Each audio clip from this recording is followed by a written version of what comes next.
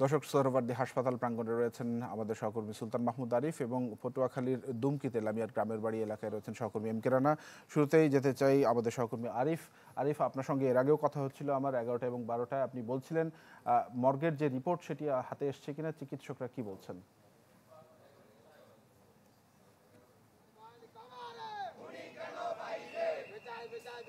তানভীর, লামিয়ার আত্মহত্যার ঘটনায় এখন আমি এই মুহূর্তে রয়েছে সোহরাওয়ার্দী মেডিকেল হাসপাতালে।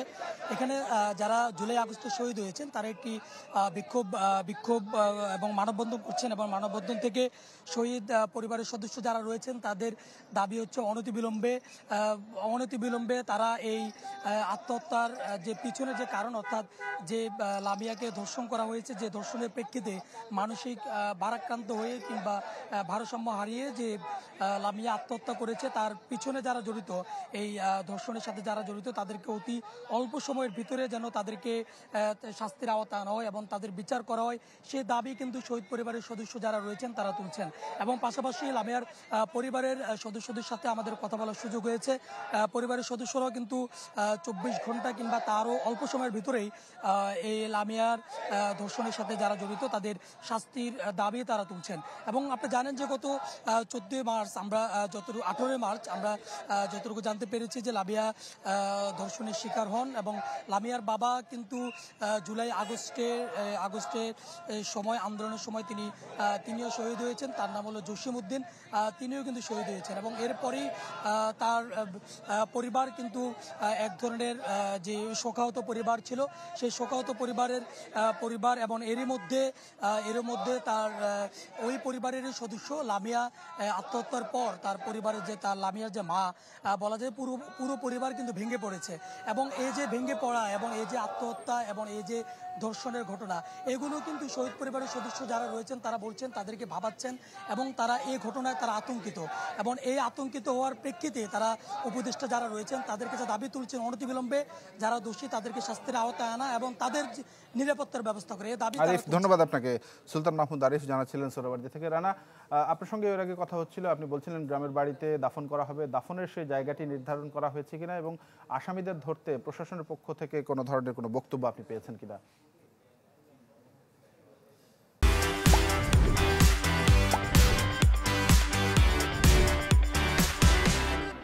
হ্যাঁ তানভীর, আপনি যেমনটি জানতে চেয়েছিলেন যে আসলে কবর খোঁড়ার বিষয়টি আমি পরিবারের সাথে কথা বলেছি এবং আপনি আমার পিছনে কিন্তু দেখতে পাচ্ছেন যে আসলে কবর খোঁড়া শুরু হয়ে গেছে।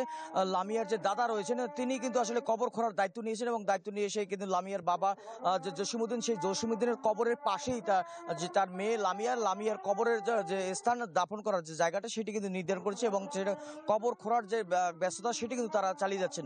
এর বাইরে আরেকটু কথা বলে রাখি যে আমরা লামিয়ার মরদেহ কিন্তু ঢাকা থেকে পটুয়াখালীর উদ্দেশ্যে রওনা দিয়েছে, প্রায় ঘন্টাখানেক হয়ে গেছে। আমরা আশা করছি, স্থানীয় এবং পরিবার আশা করছে এবং তাদের সাথে কথা বলে যেটি জানিয়েছে যে বিকাল 4টা নাগাদ কিন্তু আসলে তার মরদেহ তার গ্রামের বাড়িতে এসে পৌঁছানোর কথা।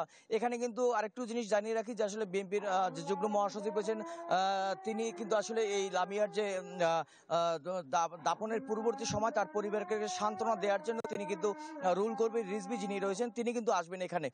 এর বাইরে কথা বলেছিলাম তার পরিবারের সঙ্গে, লামিয়ার যে পরিবার, এখানে দাদা এবং দাদি রয়েছে, তাদের সঙ্গে তারা যেমনটি জানিয়েছে আসলে দীর্ঘ সময় লামিয়া তার নানা বাড়ি থাকার কারণে আসলে কিন্তু তার দাদার বাড়িতে তেমন সময় পার করেননি। তিনি নানা বাড়ি থেকেই কিন্তু আসলে দুমকি যে জনতা কলেজ আছে সেখানে পড়াশোনা করেছেন এবং পরবর্তীতে ধর্ষণের শিকার হয়ে কিন্তু তিনি তার মায়ের সঙ্গে কিন্তু ঢাকায় গিয়েছিলেন।